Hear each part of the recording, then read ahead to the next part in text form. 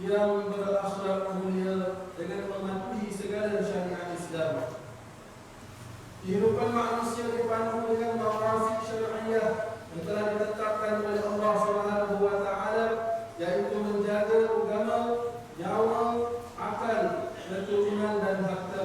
Perkara yang terkait dengan halal dan haram merupakan garis pemisah di antara orang yang beriman dan orang yang ingkar terhadap perintah Allah Subhanahu wa taala. Maka manusia yang mengabaikan tuntutan syariat ini akan mudah terjerumus ke dalam perbuatan yang merosakkan diri dan masyarakat. Justru ia menjadi kewajipan utama bagi setiap orang yang beriman untuk memelihara diri daripada segala bentuk kemungkaran dan kemaksiatan dalam kehidupan seharian.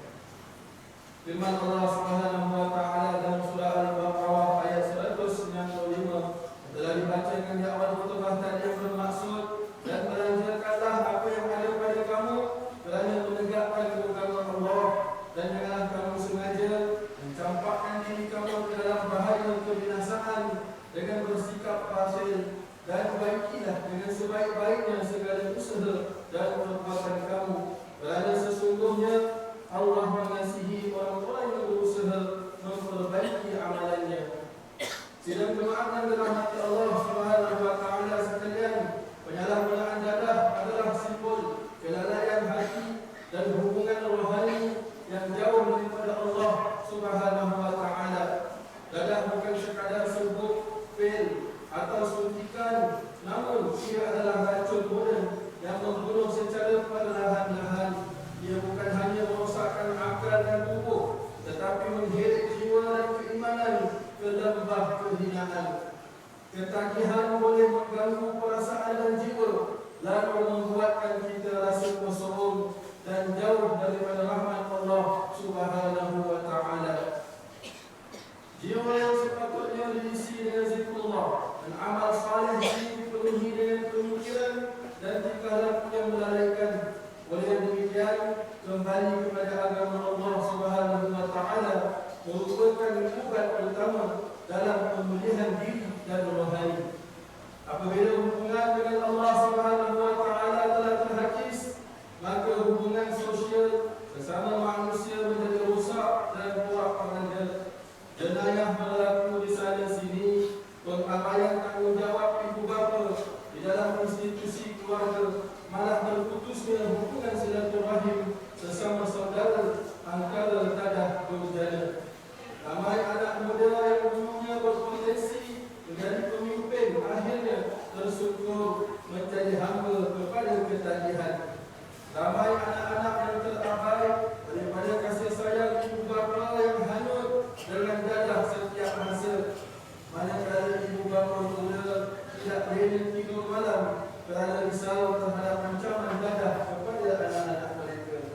Sesungguhnya dadah merupakan salah satu daripada punca kerosakan kepada hubungan manusia kepada Tuhan serta sesama manusia.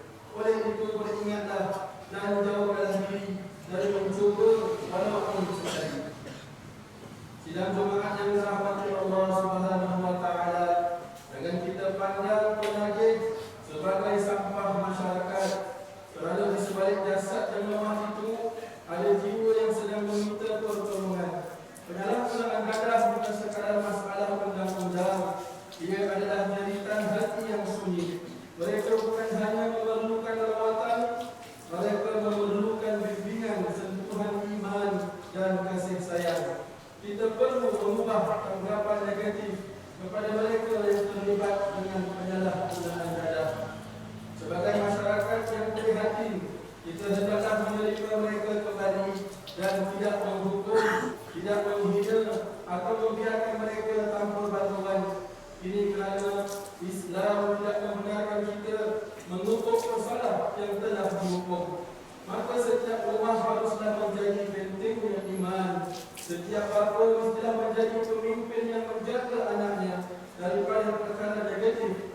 Dan setiap masjid-masjid mesti menjadi tempat sokongan pemulihan. Pastinya apabila sesuatu kebaikan itu kita hulurkan, manfaat akan kembali kepada kita semula.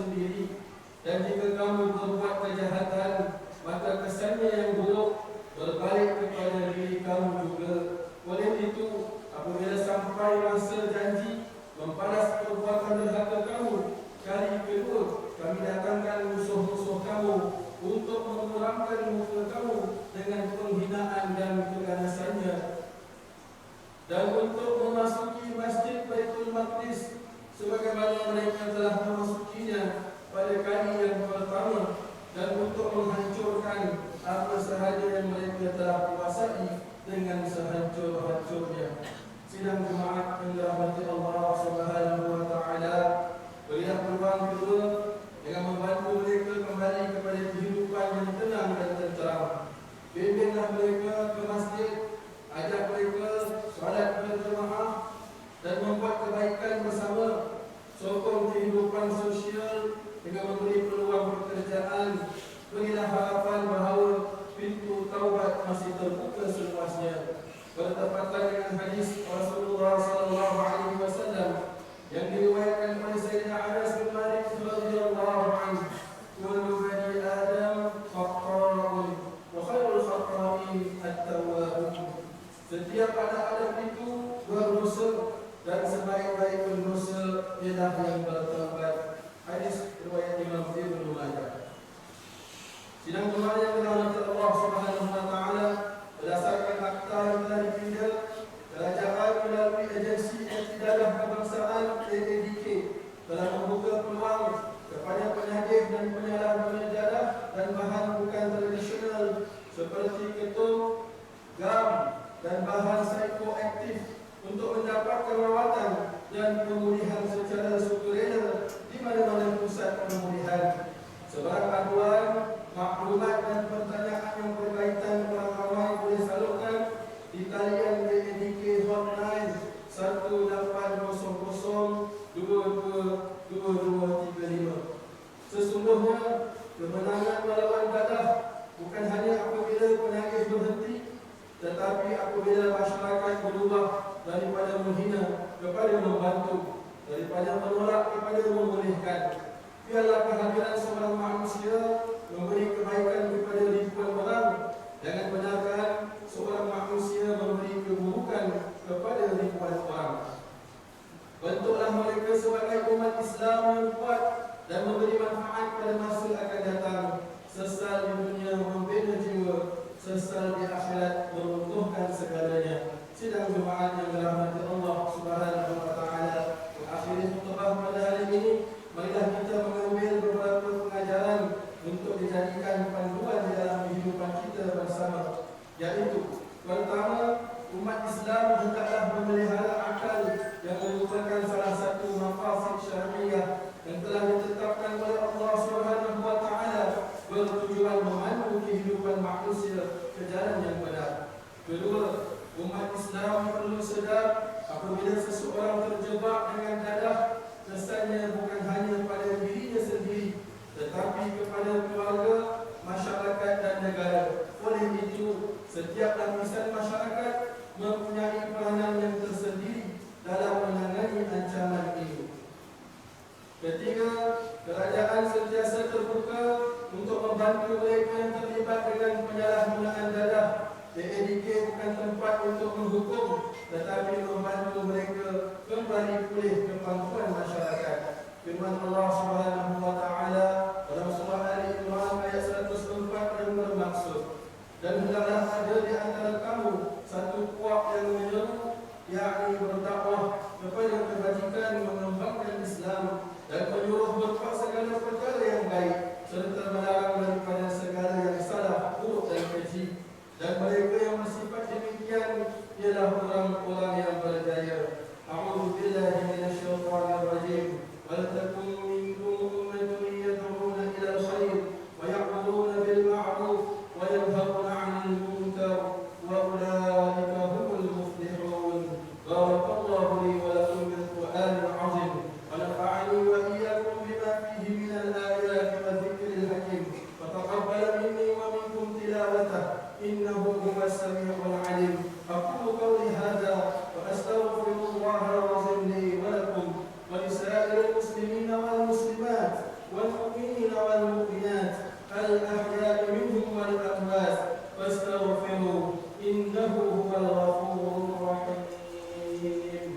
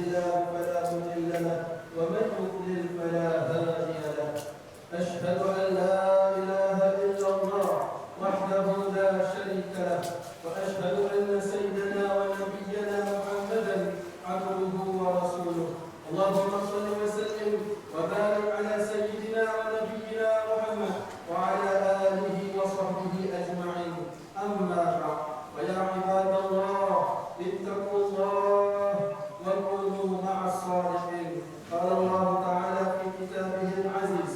أعوذ بالله من الشيطان الرجيم.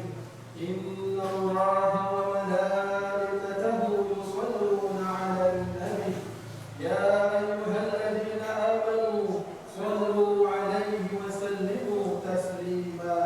اللهم صل على سيدنا محمد وعلى آل سيدنا محمد كما صليت على سيدنا إبراهيم وعلى آل سيدنا إبراهيم وبارك على سيدنا محمد وعلى آل سيدنا محمد كما باركت على سيدنا إبراهيم وعلى آل سيدنا إبراهيم في العالمين إنك حميد مجيد. ورضى الله عن الأربعة الخلفاء الراشدين والأئمة المهديين الذين قضوا بالحق وبه كانوا يعدلون، أبي بكر وعمر وعثمان وعلي وعن الصحابة والتابعين ومن تبعهم بإحسان إلى يوم الدين. اللهم اغفر للمسلمين والمسلمات والمؤمنين والمؤمنات الأحياء منهم والأموات. اللهم أعز الإسلام والمسلمين وأذل الشرك والمشركين ودمر أعداءك أعداء الدين وانصر عبادك الموحدين. Ya Allah, Ya Rahman, Ya Rahim, limpahkanlah rahmat dan keampunan kepada Bapa yang Maha Mulia Seri Paduka Baginda Nabi Tuan Agung As-Sultan Ibrahim dan kepada yang Maha Mulia Seri Paduka Baginda Raja Permaisuri Agung Raja Zahid Sofia serta Tuan Yang Terutama Tun Seri Setia Dr. Haji Muhammad Ali bin Muhammad Rustam yang dipertua di Negeri Melaka. Dari amat berbahagia Tuan Datuk Bila Dr. Haji Asmah binti Abdul Rahman. Ya Allah, kurniakanlah perlindungan yang berpanjangan kepada institusi belajar sebagai tunggak yang meninggikan agama Islam di negara ini. Ya Sittar, Ya Alim, kurniakan keselamatan dan keselamatan, penjagaan dan perlindungan ke atas negeri kami. Jadikan rakyatnya bersatu padu pada ilmu, pengetahuan dan berakhlak mulia. Lindungi kami dari perpecahan dan fitnah-memfitnah. Berkatilah kehidupan kami dan hindarilah negeri dan negara kami dan umat Islam seluruhnya dari bencana bahaya penyalahgunaan dadah dan wabak penyakit. Ya Allah, peliharakanlah akidah kami yang berlandaskan akidah ahli sunnah wal jamaah, aliran Asy'ariyah dan Maturidiyah. Jauhilah dan lindungilah diri kami dan penduduk negeri ini dari ajaran yang menyeleweng dan sesat. Ya Allah, kurniakanlah kepada kami rezeki yang halal lagi diberkati. Jauhilah kami dari perbuatan rasuah dan salah menguasa, kerana ini adalah satu pengkhianatan kepada amanah yang diberikan. Allahumma ya Ghani ya Mu'id, kurniakan kemuliaan dan kesejahteraan kepada mereka yang berjihad dengan menginfakkan harta, masa dan jiwanya kepadamu seperti pembayar zakat dan wakaf, pekerja-pekerja agama, pejuang-pejuang agama, serta berkatkanlah rezeki dan harta mereka. Allahumma dafa'anna al-bala wal-ghala wal-waba wal-riba wal-salazil wal-mihan wa su'al fitan ma zahara minha wa ma batan an baladina hadha khassah wa an buldan al-muslimin 'ammatan ya rabbal alamin. Rabbana hab lana min azwajina wa